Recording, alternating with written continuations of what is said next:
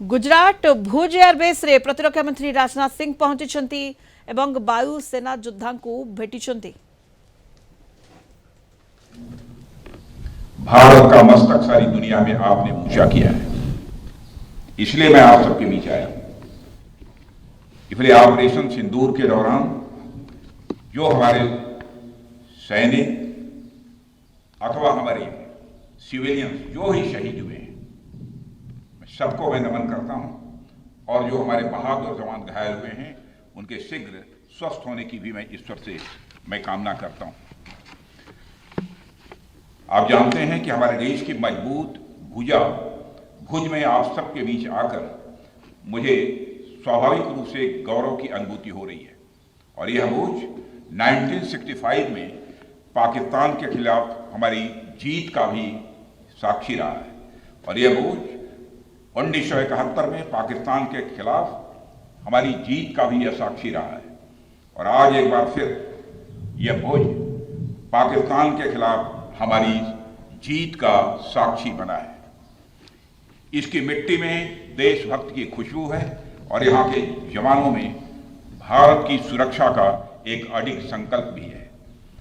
मैं आप सभी एयर वॉरियर्स, समस्त आर्म्ड फोर्सेस और अपने बीएसएफ के सभी जाबाजों का यहाँ पुनः अभिनंदन करता हूँ।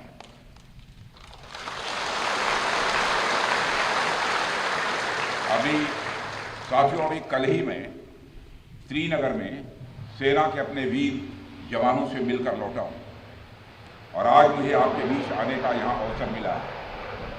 कल मैं भारत के उत्तरी भाग में जवानों से मिला था, और आज मैं भारत के पश्चिमी भाग में अपने एयर वॉरियर्स और अन्य जवानों से भी यहाँ मिल रहा हूँ। दोनों ही फ्रंट्स पर हाई एनर्जी और हाई जोश देखकर सच्चाई है कि मैं स्वयं को अपने को उत्साहित महसूस कर रहा हूँ, और आश्वस्त हूँ कि भारत की सीमाएं आप सभी के मजबूत भुजाओं से पूरी तरह से सुरक्षित है। ऑपरेशन सिंदूर, और मैं बताना चाहता हूँ ऑपरेशन सिंदूर नाम किसने दिया? ऑपरेशन सिंदूर का नाम हमारे देश के यशस्वी प्रधानमंत्री आदरणीय नरेंद्र मोदी ने दिया, जो इसी जापान की धरती, इसी गुजरात की धरती पर गुजराती नाम से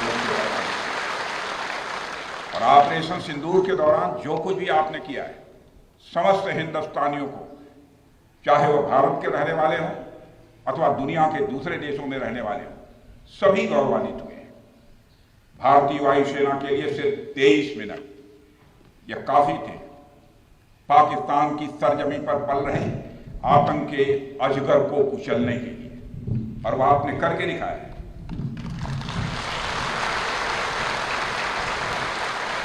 और मैं ये कहूं तो यह कहना गलत नहीं होगा, जितनी देर में लोग नाश्ता हैं उतनी देर में आपने दुश्मनों को निपटा दिया। इसलिए मैं मानता हूं कि आज के समय में पाकिस्तान को किसी भी तरह की आर्थिक सहायता टेरर फंडिंग से कम नहीं है। भारत यही चाहेगा कि आईएमएफ पाकिस्तान को अपनी $1 बिलियन की असिस्टेंस पर वह पुनर्विचार करे, और आगे भी किसी भी तरह की सहायता देने से आईएमएफ परहेज करे। भारत नहीं चाहता जो फंडिंग हम आईएमएफ को करते हैं वह डायरेक्ट या इनडायरेक्ट किसी भी तरीके से पाकिस्तान या किसी भी देश में टेरर इंफ्रास्ट्रक्चर को बनाने में वह इस्तेमाल की जाए। हम नहीं चाहते। साथियों, अब यह स्पष्ट हो गया है कि पाकिस्तान में आतंकवाद और वहां की सरकार का चोली दामन का संबंध है। स्टेट और नॉन स्टेट एक्टर के बीच का नकाब अब पूरी तरह से उतर चुका है। अतः इस परिस्थिति में यदि वहां परमाणु अस्त्र, एटॉमिक वेपन रहते हैं, तो इस बात की संभावनाओं को भविष्य में नकारा नहीं जा सकता कि कभी वो आतंकवादी तत्वों के हाथों में चले जाए। ये सिर्फ भारत के लिए नहीं, बल्कि पूरी दुनिया के लिए और पाकिस्तान की आम जनता के लिए भी एक गंभीर खतरे की बात होगी। सारे विश्व और खासकर पाकिस्तान की आवाम को यह समझना होगा कि वो कितने बड़े खतरे के मुकाम पर बैठे हैं। वो एक ऐसे बारूद की ढेर पर बैठे हैं जिसके चारों तरफ माचिसों आपस में लड़ते हुए लोग हैं। इस हालात के लिए पाकिस्तान की फौज को संदेश देना चाहूंगा, कागज का है लिबास, चिरागों का शहर है, चलना संभल संभल के क्योंकि तुम नशे में हो।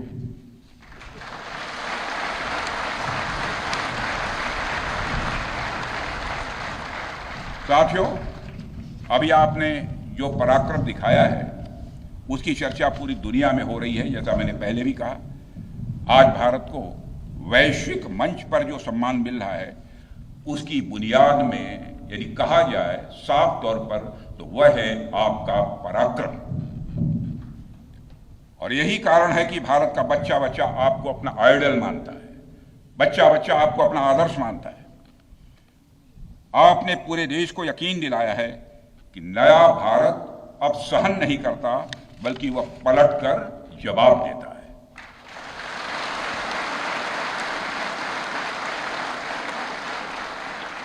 मैं चाहे जितना कुछ भी बोलूं, लेकिन मेरे शब्द आपके कार्य को मापने में असमर्थ होंगे। मैं कृतज्ञ राष्ट्र की ओर से आप सबके प्रति पुनः आभार व्यक्त करता हूं। साथियों, अब आतंकवाद के विरुद्ध लड़ाई केवल सुरक्षा का विषय नहीं बल्कि नेशनल डिफेंस डॉक्ट्रिन का यह हिस्सा बन चुकी है। हम आपके साथ मिलकर इस प्रॉक्सी और हाइब्रिड वॉरफेयर को जड़ से समाप्त करेंगे। रक्षा मंत्री होने के नाते यह संकल्प मैं दोहराना चाहता हूं।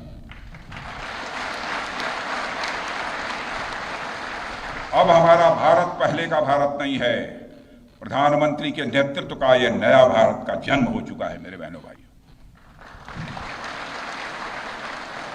हम हमारे आराध्य श्री राम के उस मार्ग का अनुसरण करते हुए आगे बढ़ रहे हैं जिसमें वह आसुरी शक्तियों के विनाश का प्रण लेते हैं। निश्चरहीन करौ मही भुज उठाई पण कीन, अर्थात जिस प्रकार भगवान राम ने अपनी भुजाओं को उठाकर धरती को राक्षस विहीन करने का प्रण लिया था, ठीक उसी प्रकार श्री राम के आदर्शों का पालन करते हुए हमने भी आतंकवाद को जड़ से समाप्त करने का संकल्प लिया है।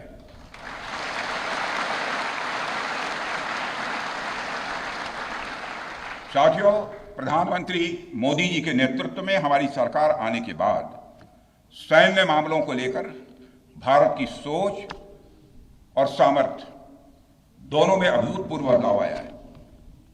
हम भगवान राम के उस सिद्धांत का पालन करते हैं, सठ संग विनय कुटिल संग प्रीति, सहज कृपण संग सुंदर नीति, अर्थात दुष्ट के साथ विनम्रता, कुटिल के साथ सदाशयता और कंजूस के साथ उदारता का आचरण कभी भी नहीं करना चाहिए। मैं आप लोगों को भी बता रहा हूं, बल्कि सठे साठ्यम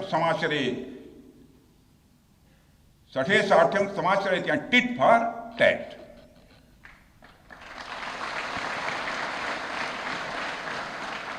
साथियों, ऑपरेशन सिंदूर ने यह स्पष्ट संदेश दे दिया है कि हमने शांति के लिए जितना अपना दिल खोल कर रखा है, शांति को नष्ट करने वालों के विरुद्ध उतना ही अपना हाथ भी खोल कर रखा है।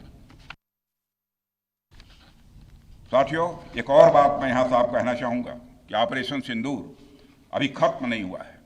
जो कुछ भी हुआ है वह सिर्फ एक ट्रेलर मात्र था। अब जब भी सही समय आएगा तो हम पूरी पिक्चर भी दुनिया को दिखाएंगे।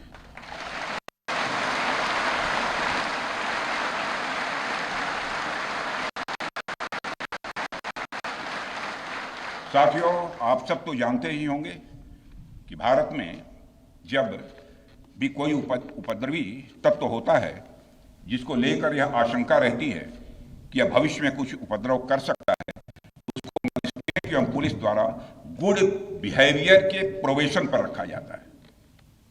कोई गड़बड़ करता है तो उसको कुछ समय गुड बिहेवियर के प्रोबेशन पर रखते हैं। अगर वह व्यक्ति प्रोबेशन के दौरान कोई भी शरारत करता है